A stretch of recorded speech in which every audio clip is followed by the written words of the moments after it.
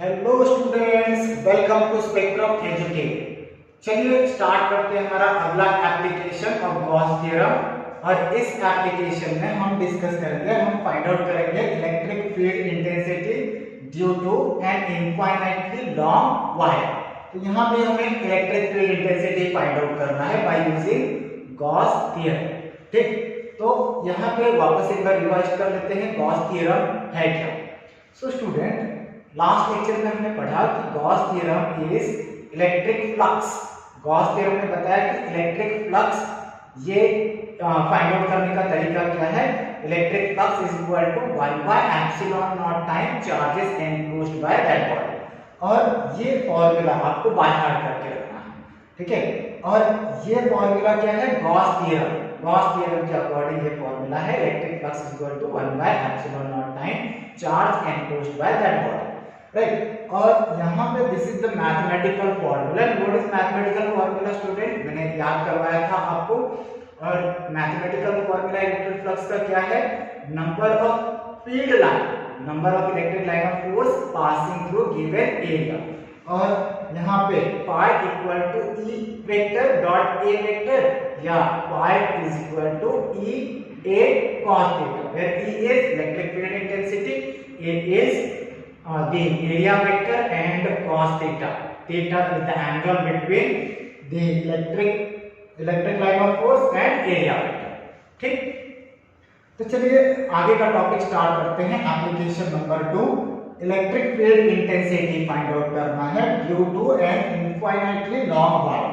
सो यहाँ पे मैंने एक इनफाइनाइटली लॉन्ग वायर ड्रॉ करना है, राइट। सो यहाँ पे इनफाइनाइटली लॉन्ग वायर मतलब इसका लेंथ क्या है, रिलेटिव, राइट। लेंथ इनफाइनाइट है बट ये रिलेटिव है, right. Length is a relative term. Student, अगर आप बहुत क्लोज, राइट, एक वायर कंसीडर करोगे, suppose there is a wire और इसको बहुत क्लोज से देखोगे, राइट, तो आपको इसका लेंथ पता नहीं होगा। आप क्या लगेगा स्टूडेंट, आपको लगेगा कि इसका लेंथ तो बहुत बड़ा है, you can not able to measure. लेकिन जैसे जैसे ये डिस्टेंस बिटवीन दिस वायर और yourself you will increase, what will happen, you will come to know that this wire is having finite length. तो इनफाइनाइटली लॉन्ग वायर से क्या मतलब है कि ये रिलेटिव टर्म है, राइट। वैसे ही इस बोर्ड की बात कर रहे हो, अगर आप बोर्ड को काफी डिस्टेंस से देखोगे तो आपको क्या लगेगा कि हाँ ये बोर्ड का एरिया जो है फाइनाइट है। But when you will come closer to this board, कुछ ऐसे, ठीक, तो यहाँ पे आप क्या बोलोगे कि we can not able to measure the area of this board, right. तो इस केस में जब आप बहुत पास से देख रहे हो तो उस केस में बोर्ड का एरिया क्या हो जा रहा है, इनफाइनाइट। तो आप इसे इनफाइनाइट प्लेन शीट भी कह सकते हैं, ठीक है स्टूडेंट। तो वैसे ही इनफाइनाइट लॉन्ग चार्ज वायर, इसका मतलब इसका लेंथ L है और ये इनफाइनाइट बोल रहे हैं, इसका मतलब this is the relative term, right. So on this infinitely long wire charges are enclosed. अरे कितना चार्जेस है स्टूडेंट, तो ये Q amount of charges are enclosed, right. So Q amount of charges are enclosed. तो ये charges कहाँ है student, तो ये चार्जेस है इस वायर के सरफेस के ऊपर, वायर के सरफेस के ऊपर। और ये क्लोज्ड बॉडी है, ठीक। सो ये क्लोज्ड बॉडी है, इसके ऊपर चार्जेस माउंटेड है। कितना माउंटेड, कितना चार्जेस एनक्लोज्ड है, Q amount of charges are enclosed on this infinitely long charge wire, ठीक। Now what we know student, we have to calculate electric field intensity। और ये electric field intensity find out करने का मैंने 4 step बताया था। Step number 1 क्या, step number 1, draw a suitable Gaussian surface, right. Suitable क्यों बोला स्टूडेंट, कि हमें थीटा मार्क करने में आसानी है, राइट। ये पिछले वीडियो में हमने डिस्कस किया। पहला स्टेप क्या है, draw Gaussian surface, suitable Gaussian surface. दूसरा स्टेप क्या है, step number 2 is mark E vector, area vector and theta. और यहाँ पे अपने को कितना थीटा मार्क करना है, मिनिमम 2, राइट। सो कोई भी 2 ऐसा थीटा मार्क करना है जिसका एंगल या तो 0 डिग्री हो या 90 डिग्री। और स्टेप 3 क्या है, calculate Q enclosed, right, Q enclosed by this body. जो भी बॉडी हम कंसीडर कर रहे हैं जिसके लिए electric field intensity find out करना है, तो उसके लिए क्यू एनक्लोज्ड कैलकुलेट करेंगे, ठीक। Now after that third step हो गया। फोर्थ स्टेप क्या है, फोर्थ स्टेप है apply GT, right. So apply GT मतलब गॉस थ्योरम। तो चलिए step number 1, right, step number 1 क्या है, step number 1 is draw a Gaussian surface. So step number 1 is draw Gaussian surface. तो यहाँ पे सूटेबल गॉसियन सरफेस क्या होगा, सो ड्रॉ अ गॉसियन सिलेंडर। मैंने सिलेंडर ही क्यों दिया स्टूडेंट, चलिए बता देता हूं। So draw Gaussian cylinder.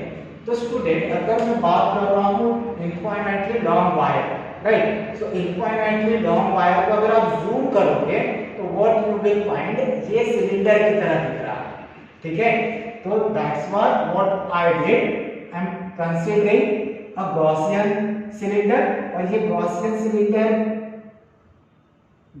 Cylinder क्यों, क्योंकि इनफाइनाइटली लॉन्ग वायर को आप जूम करोगे, जूम करके देखोगे तो ये सिलेंडर की तरह ही दिखेगा, राइट। तो इस गॉसियन सिलेंडर का लेंथ कितना है, suppose I am considering a Gaussian cylinder जिसका लेंथ है कैपिटल L, राइट, जिसका लेंथ कितना है स्टूडेंट, कैपिटल L।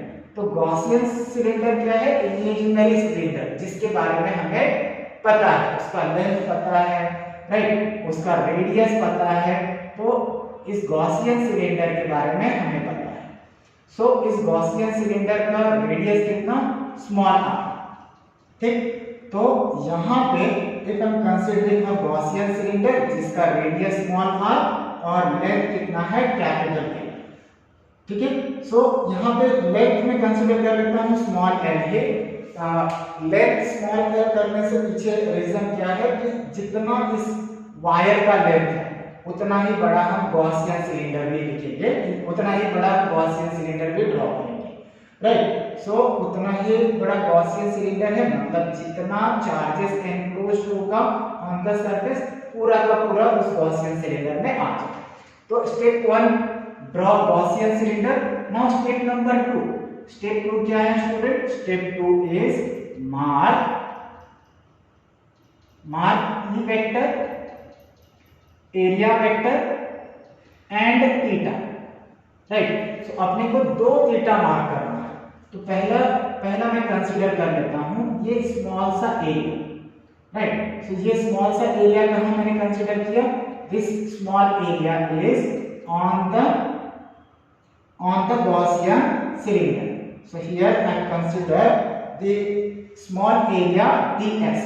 तो ये एरिया कितना है स्टूडेंट, ds, और इसका area vector is always perpendicular to the plane, right. So suppose I am considering this much area of this Gaussian cylinder और इसका जो एरिया वेक्टर है हमेशा परपेंडिकुलर होता है, राइट। सो एरिया वेक्टर कैसे हम फाइंड आउट करेंगे, suppose there is a area, right, और इसको अगर मैं एरिया फाइंड आउट कर रहा हूं by using right hand thumb, तो I will call this radius vector so that the thumb pointed will give the direction of area vector, right. तो thumb किस डायरेक्शन में पॉइंट कर रहा है, outward, and this is perpendicular, this area vector का direction is perpendicular to this plane, right. जो area है उसके परपेंडिकुलर क्या होगा, एरिया वेक्टर का direction. So this is the direction of area vector n, ठीक। Now what I am saying student कि यहाँ पे चार्जेस हैं, राइट, चार्जेस माउंटेड है, चार्जेस एनक्लोज्ड है ऑन दिस वायर, राइट। तो अगर मैं चार्ज के रिस्पेक्ट में यहाँ पे एक चार्ज कंसीडर करता हूँ तो ये इलेक्ट्रिक फील्ड इंटेंसिटी शो करेगा और ये इलेक्ट्रिक फील्ड इंटेंसिटी का डायरेक्शन भी यही होगा, राइट। तो मतलब एरिया वेक्टर का डायरेक्शन और इलेक्ट्रिक फील्ड इंटेंसिटी का डायरेक्शन दोनों सेम है, दोनों पैरेलल है एक दूसरे के। सो इसका मतलब theta in between this two is equal to 0। So this is your part number 1, right. ये पार्ट 1 जहां पे हमें थीटा मार्क करें, थीटा 1 जहां पे थीटा हमें कितना मिल रहा है 0, और दूसरा थीटा मार्क कर लेते हैं इस पार्ट को, राइट। तो यहां मैंने एक और एरिया कंसीडर कर लिया स्मॉल सा। So there is a small area, right. So suppose there is a small area ds, और एरिया वेक्टर क्या होगा हमेशा परपेंडिकुलर, ठीक। सो एरिया वेक्टर क्या होगा हमेशा perpendicular to this area, small area, और ये है रेडियस, राइट। सो यहाँ पे ये एरिया वेक्टर का डायरेक्शन हो गया। और अगर मैं बात कर रहा हूँ ये इलेक्ट्रिक फील्ड का डायरेक्शन होगा, चार्ज तो यहाँ पे है और यहाँ पे जो चार्ज है उसके साथ ये रिपल्शन दिखाएगा। Electric field intensity, electric line of force का डायरेक्शन ये होगा, right. So electric line of force का direction is perpendicular to the area vector. तो यहाँ पे थीटा मार्क कर लेते हैं, theta is equal to 90 degree, ठीक। तो हमने दो थीटा मार्क कर दिया, पहला जो थीटा है 0 डिग्री और दूसरा थीटा है 90 डिग्री, ठीक। तो अब मैं इलेक्ट्रिक फ्लक्स फाइंड आउट कर लेता हूँ, और इलेक्ट्रिक फ्लक्स क्या है पहले वाले के लिए E phi is equal to E dot ds, right. So E dot ds vector which is equal to E dot ds, और इसको हम लोग मैग्नीट्यूड में कैसे लेंगे, magnitude of E magnitude of ds cos theta, ठीक। अब यहाँ पे कितने थीटा मार्क किया है हमने, 2 थीटा मार्क किया है। तो यहाँ पे phi is equal to E ds cos 0 plus E ds cos 90, ठीक। तो 2 थीटा मार्क किया है।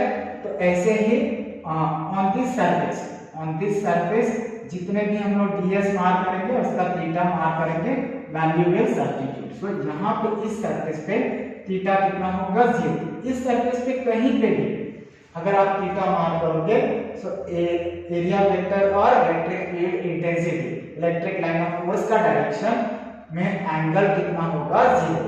और इस सरफेस पे अगर आप कहीं पे भी थीटा मार्क करोगे तो theta is equal to 90 degree, ठीक। तो यहाँ पे इलेक्ट्रिक फ्लक्स का वैल्यू कितना मिल जाएगा E ds।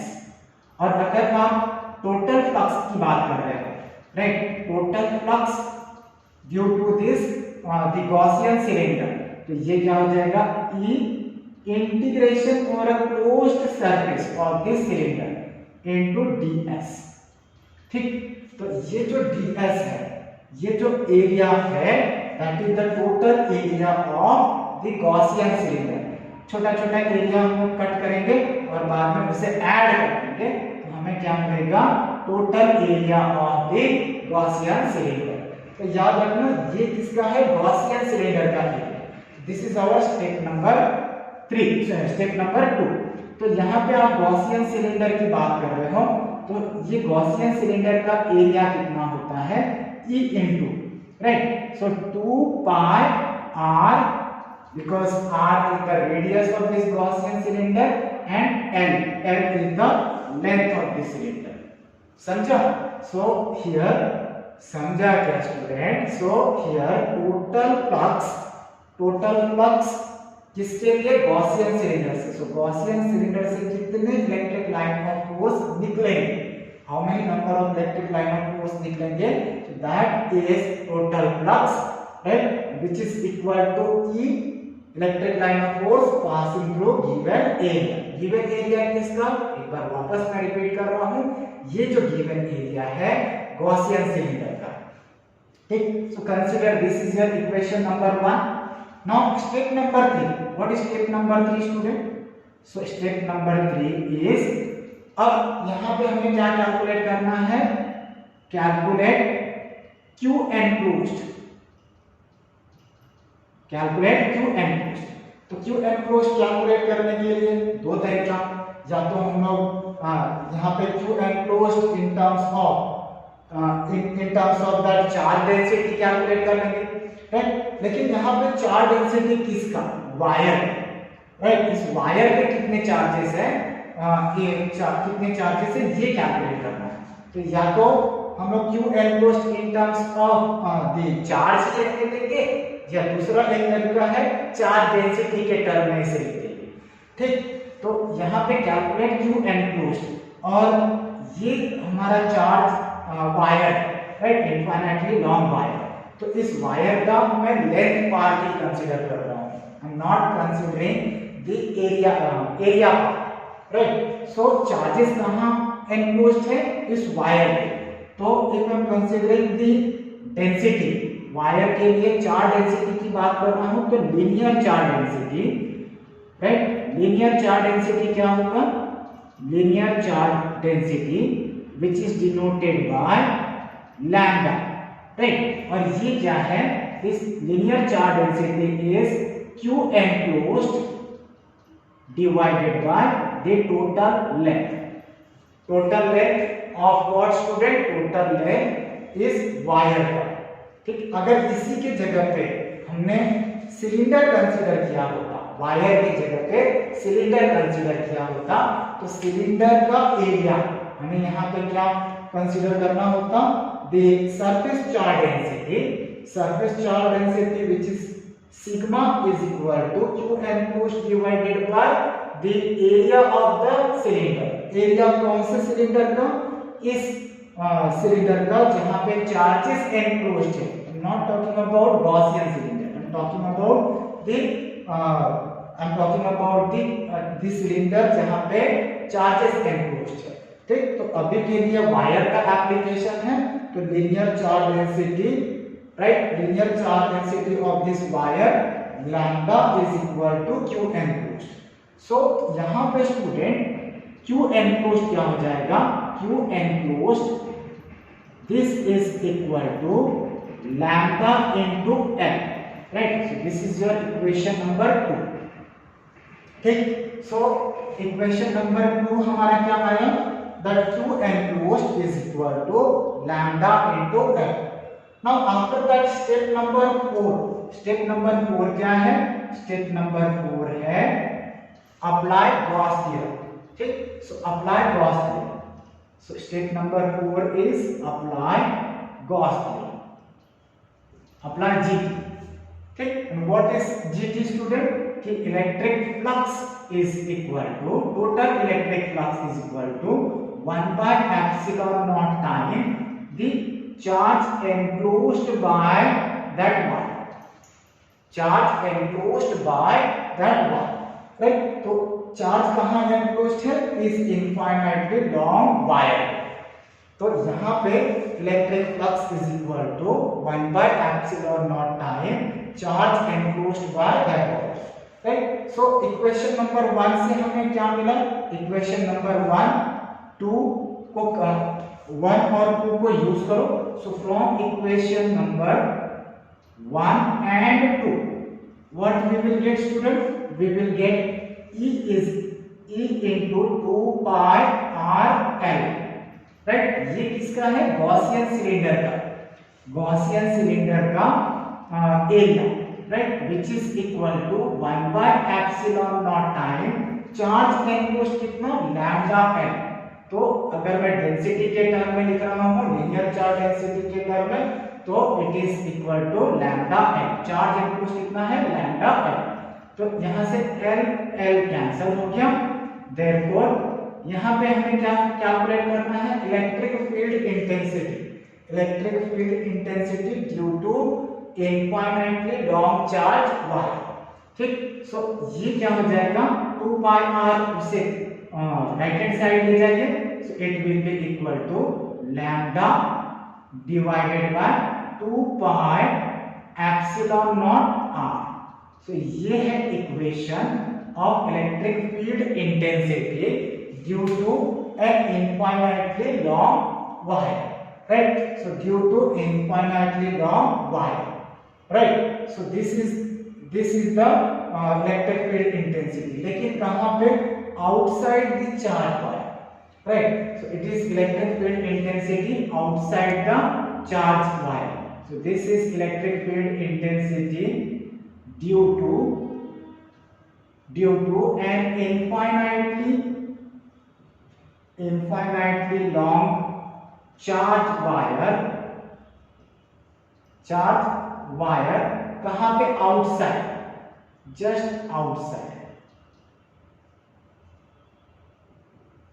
outside the wire. ठीक, this is the electric field intensity due to infinitely charged wire just outside the wire. तो क्या फॉर्मूला है student? E is equal to lambda 2 pi epsilon naught r. E is equal to lambda 2 pi epsilon naught. तो एक बार वापस repeat कर लीजिए, बाहर कर लीजिए. What is the formula of the electric field intensity due to infinitely long charge wire? So E is equal to lambda by 2 pi epsilon naught r. ठीक. So अगर मैं बात कर रहा हूं in terms of charge electric field intensity find out करना है. So in terms of Q enclosed अगर मुझे electric field intensity find out करना है, तो therefore this E vector is equal to lambda के जगह पे हम क्या लिख देंगे? लैम्डा की जगह पे it is equal to Q enclosed divided by N, right? और ये 2 pi 1 divided by 2 pi epsilon naught as it is, r as it is. So this is the electric field intensity in terms of Q enclosed by N. ठीक. So यहाँ पे अगर मैं बात कर रहा हूँ, यहाँ पे ये L क्या है? उस वायर का लेंथ जहां पे चार्जेस एनक्लोज्ड है, राइट? जहां पे चार्जेस एनक्लोज्ड है. ठीक स्टूडेंट, तो बाय हार्ट कर लीजिए ये फॉर्मूला भी. E is equal to Q by 2 pi epsilon naught RL. Again E is equal to Q by 2 pi epsilon naught RL. So these are the two formulas of the electric field intensity due to an infinitely long charge wire. Okay, thank you student. In next lecture I will discuss another application, electric field intensity due to an infinitely charged plate sheet, right? So in another lecture I will discuss this application of Gauss theorem. Thank you.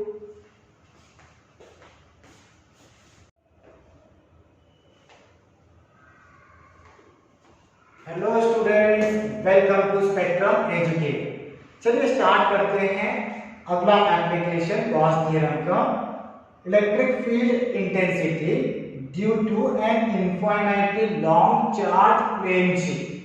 ठीक, so plane sheet से क्या मतलब है? और infinitely long charge plane sheet से क्या मतलब है? ठीक, so plane sheet it is a sheet like tin, right? It is a sheet of tin, right? एक टिन का एक शीट कंसीडर कर लीजिए. अब ये शीट इनफाइनाइटली लॉन्ग कैसे होगा? तो again I already told you in my previous lecture कि इनफाइनाइट ये जो टर्म है ये रिलेटिव टर्म बता रहा है कि अगर मैं ये वाला बोर्ड का शीट कंसीडर कर रहा हूं, बोर्ड का शीट ये इनफाइनाइट, राइट? इसका मतलब है ये रिलेटिव टर्म है. अगर आप इस बोर्ड को बहुत पास से, बहुत क्लोज से ऑब्जर्व करोगे तो you can not able to predict कि what will be its exact area, right? अगर आप कुछ दूर जाके बोर्ड को देखोगे तो आप उसका एरिया फाइंड आउट कर सकते हो. आप बोल सकते हो कि इसका एरिया मेजरेबल है. ठीक, तो that's why when you are observing the board at very far distance, from very far distance, so what will happen student? You cannot you can able to measure the area of the board. और अगर बहुत पास से देखोगे तो आप बहुत close आके देखोगे तो आप इसका एरिया मेजर नहीं कर पाओगे। तो इस केस में जब बहुत पास से देख रहे हो तो इस केस में आप बोलोगे कि ये जो शीट है ये इनफाइनाइटली लॉन्ग प्लेन शीट है। ठीक, तो चलिए अब electric field intensity due to an infinitely long plane sheet के लिए फाइंड आउट करते हैं। तो इलेक्ट्रिक फील्ड इंटेंसिटी हमें पता है, इलेक्ट्रिक फील्ड इंटेंसिटी क्यों होगा? चार्जेस की वजह से। तो consider the charges enclosed by this infinitely plane sheet। तो कुछ अमाउंट ऑफ चार्ज ये प्लेन शीट एनक्लोज कर रहा है। तो प्लेन शीट का दो सरफेस हो गया, एक तो फ्रंट सरफेस और एग्जैक्टली सेम एरिया वाला बैक सरफेस भी है, राइट। तो फ्रंट सरफेस का एरिया अगर ए होगा, राइट, तो फ्रंट सरफेस का अगर मैं एरिया कंसीडर कर रहा हूं ए है, तो इसका जो बैक सरफेस है, राइट, इसका जो बैक सरफेस है उसका एरिया भी कितना होगा? ए ही होगा। ठीक, so area of this plane sheet is A, तो बैक साइड का और फ्रंट साइड का एरिया सेम होगा। तो अगर मैं बात कर रहा हूं चार्जेस इस प्लेन शीट पे एनक्लोज्ड है, मतलब दोनों सरफेस पे, फ्रंट सरफेस और बैक सरफेस, दोनों ही सरफेस पे चार्जेस एनक्लोज्ड है इस प्लेन शीट के। ठीक, तो यहां पे चलिए हम फाइंड आउट करते हैं electric field intensity, right, due to this infinitely long charge plane sheet. ठीक, so infinitely long charge plane sheet के लिए electric field intensity find out करते हैं। तो रिमेंबर देयर वर 4 स्टेप्स जो मैंने आपको लास्ट लेक्चर में बताया, तो वापस एक बार रिपीट कर देता हूं। स्टेप नंबर 1 क्या है स्टूडेंट? स्टेप नंबर 1 है draw a suitable Gaussian surface. Suitable Gaussian surface से क्या मतलब है? सो स्टेप नंबर 2 क्या है? Step number 2 is mark E vector, area vector and theta. तो सुटेबल गॉसियन सरफेस से मतलब है कि हमें थीटा ऐसा मार्क करना है जिसके थ्रू हम इलेक्ट्रिक फ्लक्स का जो वैल्यू है वो इजीली कैलकुलेट कर पाए। ठीक, so Gaussian, draw a Gaussian surface. So draw a Gaussian surface. ठीक, so Gaussian surface, this is your step number 1। And step 2 क्या है? Step 2 is the mark E vector, ds vector and theta. Student आप अगर exam में भी ऐसे ही लिखोगे तो you will get full marks, right. तो यहाँ पे ड्रॉ गॉसियन सरफेस का यहाँ पे एक सुटेबल गॉसियन सरफेस क्या होगा इस प्लेन शीट के लिए? तो मैंने यहाँ पे एक छोटा सा एरिया कट करना, राइट। अब ये छोटा सा एरिया, ऐसा हमें छोटा सा एरिया कंसीडर करना है जो front side of plane sheet और बैक साइड दोनों को कवर करे। तो यहां से मैंने एक सिलेंडर, इस एरिया के इक्वल मैंने एक सिलेंडर ड्रॉ कर लिया, राइट। देयर इज अ सिलेंडर और इसी सिलेंडर को मैं बैक साइड में भी इंक्रीज कर देता हूं, right. So this is a same cylinder which is a Gaussian cylinder और ये बैक साइड के पोर्शन को भी कवर करे और ये फ्रंट साइड के भी पोर्शन को कवर करे। ठीक, तो it will cover the back side portion also and it will cover the front side portion also। तो यहाँ पे मैंने ये छोटा सा एरिया कंसीडर कर लिया ds और यहाँ पे भी मैंने छोटा सा एरिया कंसीडर कर लिया ds। और ये ds एरिया कहाँ है स्टूडेंट? तो ये ds एरिया गॉसियन सिलेंडर के लिए है। सो फर्स्ट स्टेप क्या है? Step number 1 draw a Gaussian surface. तो यहाँ पे गॉसियन सरफेस के जगह पे आप सुटेबल गॉसियन सरफेस ड्रॉ कर रहे हो which is Gaussian cylinder, right. So this is your Gaussian cylinder, you drawn a Gaussian cylinder. This is your Gaussian cylinder. Right. So this is your Gaussian cylinder. अब यहाँ पे अगर मैं बात कर रहा हूँ ये एरिया स्मॉल ds, राइट। ऐसे ही यहाँ पे आप स्मॉल एरिया कंसीडर करोगे ds, यहाँ पे स्मॉल एरिया, यहाँ पे स्मॉल एरिया।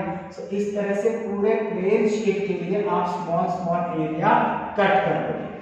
तो इस स्मॉल एरिया ds का एरिया वेक्टर इस डायरेक्शन में होगा, राइट। सो अगर ये एरिया वेक्टर है, ठीक, और यहाँ पे अगर मैं बात कर रहा हूँ कोई चार्ज है और इस चार्ज के रिस्पेक्ट में इलेक्ट्रिक फील्ड इंटेंसिटी का डायरेक्शन ये होगा, right. So electric line of force का डायरेक्शन भी यही होगा।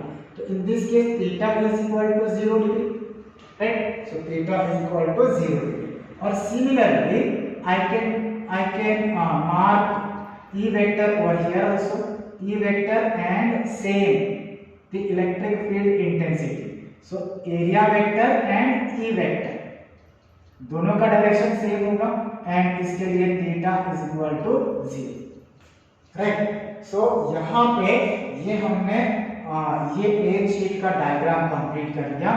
और व्हाट वी फाउंड दैट कि थीटा आप कहीं पे भी मार्क कर लो ये हमेशा 0 डिग्री ही होगा। तो चलिए इलेक्ट्रिक फ्लक्स कैलकुलेट कर लेते हैं स्टेप नंबर 2 में। सो यहाँ पे electric flux E is equal to क्या होगा, E ds cos theta, right. E ds cos theta. और थीटा कितना है, अगर आप इस प्लेन शीट पे कहीं पे भी एरिया ds कट करोगे तो हमेशा थीटा इज इक्वल टू 0 ही मिलेगा। सो E ds cos 0 which is equal to 1. So E ds into 1, right. तो ये हो गया हमारा electric flux for this much small area. वैसे ही छोटा छोटा स्मॉल एरिया कंसीडर कर लोगे, राइट। और यहाँ पे अगर आप दोनों सरफेस को इंटीग्रेट करोगे, राइट, तो दोनों सरफेस को इंटीग्रेट करोगे तो क्या मिलेगा, total electric flux for both the surface of this plane sheet that is equal to E into 2a, right, E into 2a। Area plane sheet का फ्रंट के लिए a और बैक साइड के लिए भी a। सो कितना आ गया, this electric flux is equal to E into 2a। Consider this is your equation 1। Consider this is your equation 1। So electric flux Gaussian cylinder के लिए कितना आया, E into 2a, ठीक। So this is the step number 2। Now step number 3। So step number 3 कितना है, सो step number 3 में हमें क्या कैलकुलेट करना है, calculate Q enclosed। So calculate Q total या Q enclosed। सो ये कैसे कैलकुलेट करेंगे, तो here there is a plane sheet और प्लेन शीट का एरिया कितना है, a, ठीक। तो यहाँ पे अगर मैं प्लेन शीट का एरिया की बात कर रहा हूँ तो कंसीडर कर लीजिए इसका एरिया इनफाइनाइट है, तो एक एग्जैक्ट एरिया तो पता नहीं कर सकते। अगर एग्जैक्ट एरिया पता नहीं कर सकते तो कंसीडर कर लीजिए कि इसका एरिया a ही है, ठीक। तो यहाँ पे surface charge density of this plane sheet, right. So surface charge density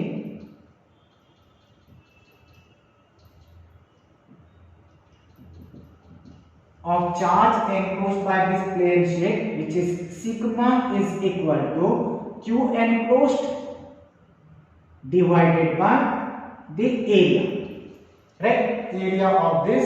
अब यहाँ पे अगर मैं बात कर रहा हूँ टोटल एरिया कितना है a, तो surface charge density is equal to sigma into 2a। तो यहाँ पे Q enclosed कितना हो जाएगा, Q enclosed is equal to कितना हो जाएगा student, sigma into a, right. तो इस एरिया पे चार्जेस एनक्लोज्ड है तो ये कितना हो जाएगा, sigma into a। Consider this is your equation 2। Now next student what is next step number 4। Step number 4 क्या है, स्टेप नंबर 4 क्या होगा student, so step number 4 apply G। So apply Gauss theorem, apply Gauss theorem. right? So what is Gauss theorem? So Gauss theorem is electric flux is equal to 1 by epsilon naught time the charge enclosed, 1 by epsilon naught time the charge enclosed, ठीक? तो electric flux, so from equation 1 and 2, from 1 and 2, right? So electric flux कितना था? E into 2A, E into 2A, which is equal to 1 by epsilon naught. Q enclosed कितना है? Sigma into A, sigma into A, ठीक? तो A cancel हो गया, so electric field intensity यही तो हमें मेजर करना है, सो 1 by sigma bye 2 epsilon not. तो प्लेन शीट के लिए इलेक्ट्रिक फील्ड इंटेंसिटी कितना आया स्टूडेंट? सो प्लेन शीट के लिए इलेक्ट्रिक फील्ड इंटेंसिटी आया E is equal to sigma by 2 epsilon naught, right? So again by heart this formula, it is very useful. अगर मैं बात कर रहा हूं किसी भी शेप के बॉडी के लिए, किसी भी शेप के बॉडी के लिए इलेक्ट्रिक फील्ड इंटेंसिटी कितना आएगा? Sigma by epsilon not. लेकिन प्लेन शेप के लिए ये कितना है? E is equal to sigma by 2 epsilon naught, right? Any other body के लिए इलेक्ट्रिक फील्ड इंटेंसिटी कितना था? Sigma by epsilon naught. Any closed surface body के लिए, right? So any closed surface body के लिए, any other closed surface body के लिए E is equal to sigma by epsilon naught. While plane shape के लिए कितना है? This is for plane shape, so E is equal to sigma by epsilon 2 epsilon not. So this is any other body, any other body, any other closed body or three-dimensional body, right? So any other closed body और three-dimensional body जो charges enclosed कर रहा है तो उसके लिए electric field intensity sigma by epsilon not, और अगर प्लेन शीट की बात कर रहे हैं तो इलेक्ट्रिक फील्ड इंटेंसिटी कितना है? Sigma bye 2 epsilon not. So here it is another application of Gauss theorem, electric field intensity due to an infinitely long charge plane sheet, right? So it may come in your exam student, and the question may come based on this formula, numericals may come from based on this formula, so do practice, right? Thank you student, we will discuss another topic in next lecture. Thank you student.